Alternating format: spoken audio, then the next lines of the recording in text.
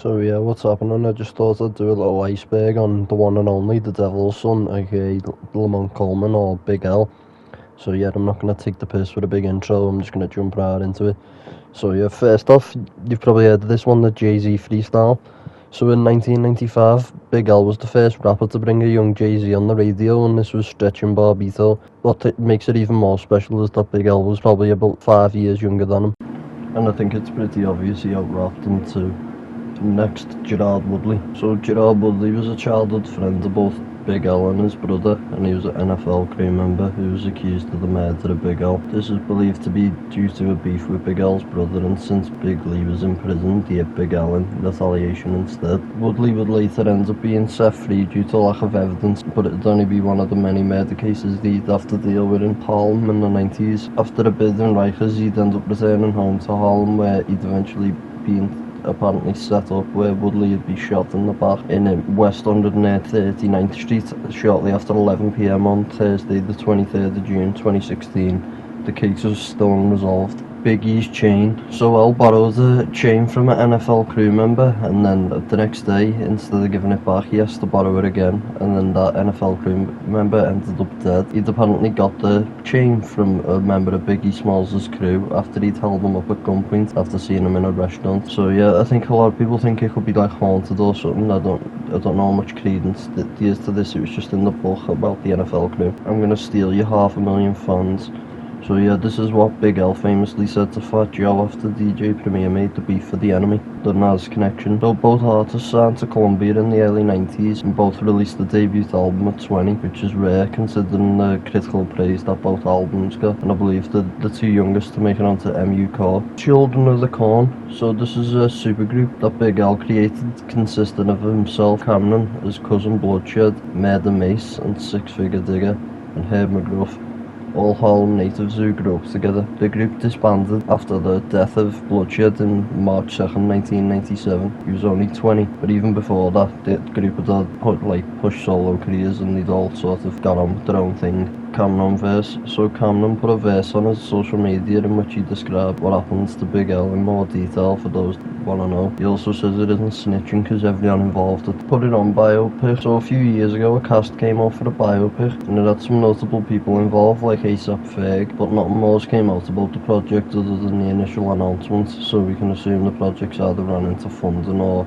legal trouble with licensing or whatever. The Danger Zone. So this is the park at the end of the block where L and his friends grew up, played basketball and had cookouts. Another fun fact is that A$AP Ferg's dad actually made shirts for them, and he went on to make shirts for the likes of Bad Boy and such, and he made the logo for the NFL crew and the Bad Boy logo. Another bit of trivia or whatever, L filmed the rap battle between Jay-Z and DMX. So yeah, next, Joey Badass. So yeah, Joey's expressed a lot of interest in the past in playing Big L in a possible biopic. But I think at this point, he has aged out of the part, but I think he does have an uncanny resemblance to Lamont. D.I.C.T. So digging in the crates is a collective of MCs and producers that join forces. L was definitely like the shooter of the group, doing many of the choruses and first and last verses. Brian Buck. So after getting into some financial trouble, L's younger brother Donald had to sell the Danger Zone album, and L's Brian Buck, leaving it in the hands of a publishing company. He sold the two of them for $10,000. Also, due to L's first LP being on Columbia, his family sees virtually no royalties.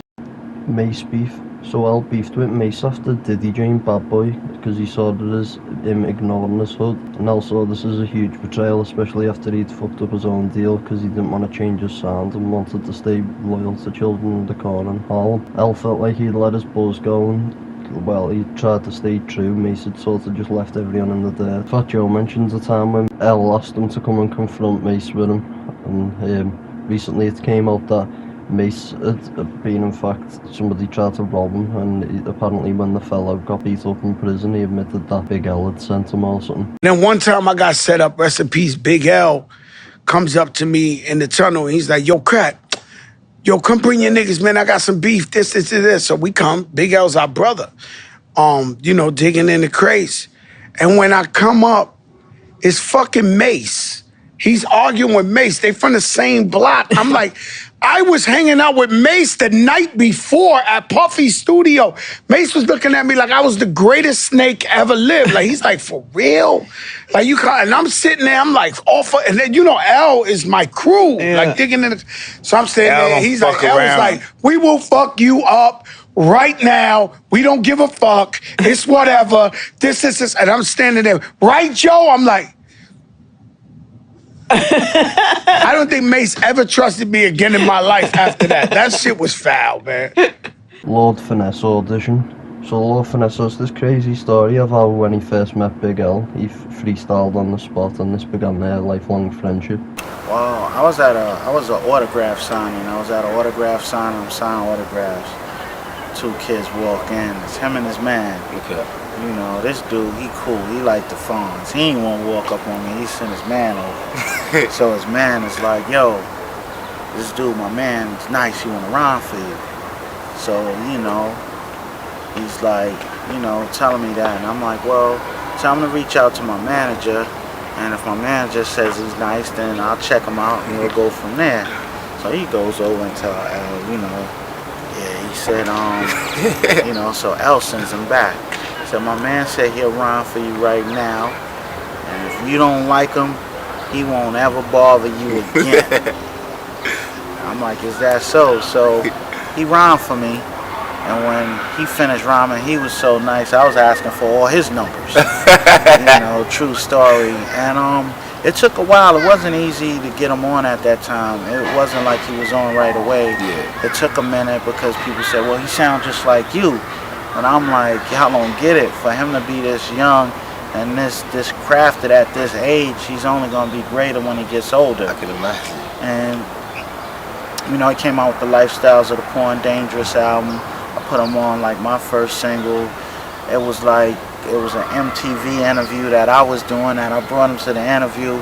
I mean, he was like my right hand dude, man. Like whatever I was doing, he was doing, and he just evolved into this incredible dude that was just, I mean, I couldn't picture it no better than what he become, you know. Yeah. So, you know, salute, God bless Big L, you know, one of the greatest to do it.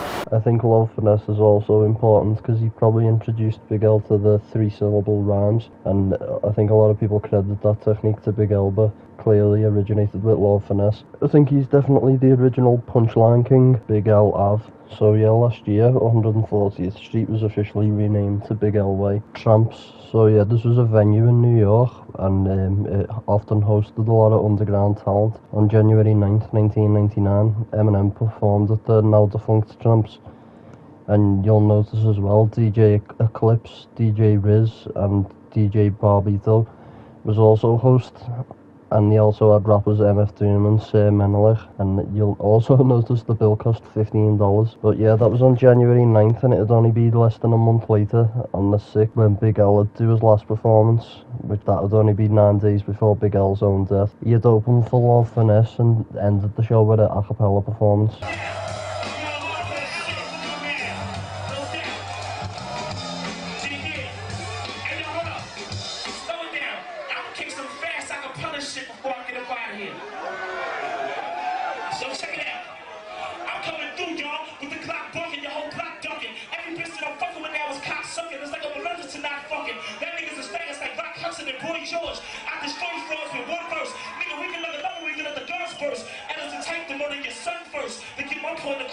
Since y'all wanna chit chat with the coppers, y'all might as well join the force. Where I'm from, believe me, snitches get killed.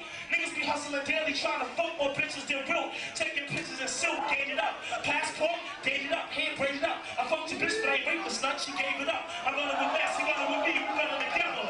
We get drunk and blood together, but don't front. Punks is under the level, ready to ill, ready to kill, ready to pill. Step in the L, you better be real. None of my niggas be letting me chill. My crew be delivering hot lead with gas and clinch. Rappers, I clap and lynch. Nobody can fuck with the way I be killing up shit and rap events. It's like, as soon as I pick up a way, I start flowing the people down. I'm rugged as hell, bros can tell. None of that niggas is fucking with L. I'm that nigga to expect to catch rap on any cassette deck. I'm so ahead of my time, my parents haven't met yet.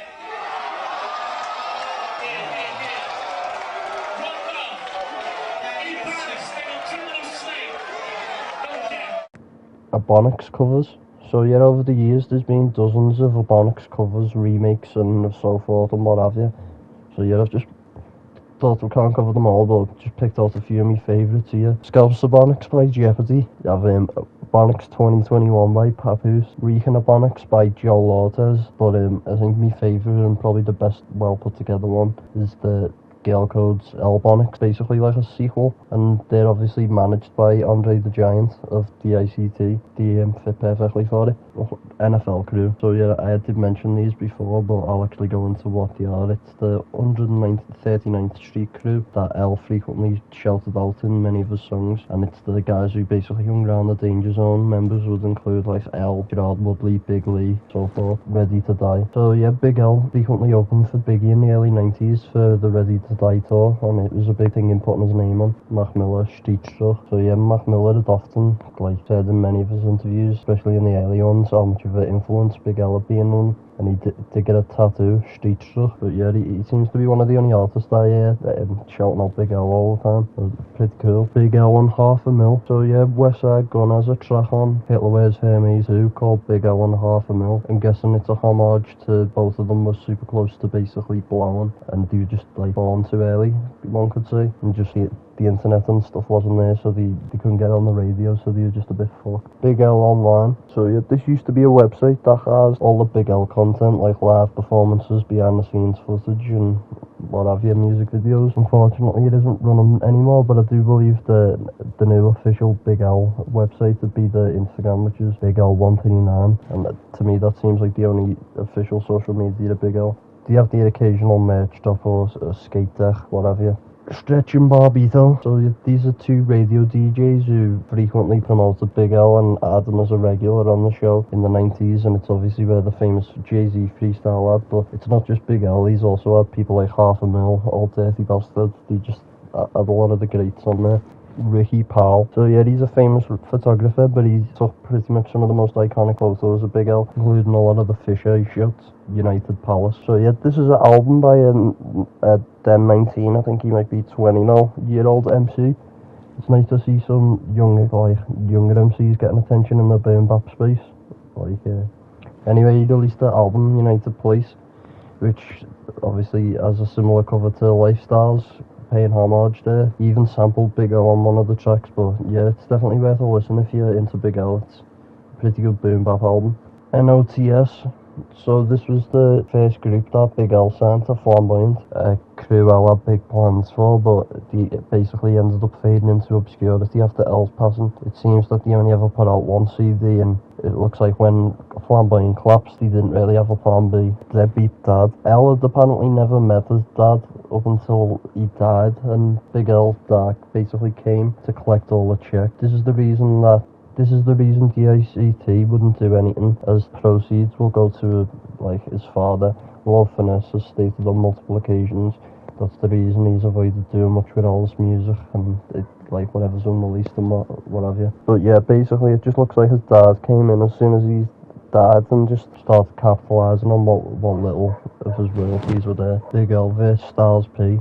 So yeah, L famously battled Styles P back in the day. Unfortunately, none of this was caught on camera, but Styles does say that L's one of the three rappers that's better than him, so I think it's safe to say L probably won. Get your own these vocals. So yeah, Rom's another one of these new school boom bap MCs, and he's always quick to give Big L his flowers, and you can certainly hear Big L's influence on him.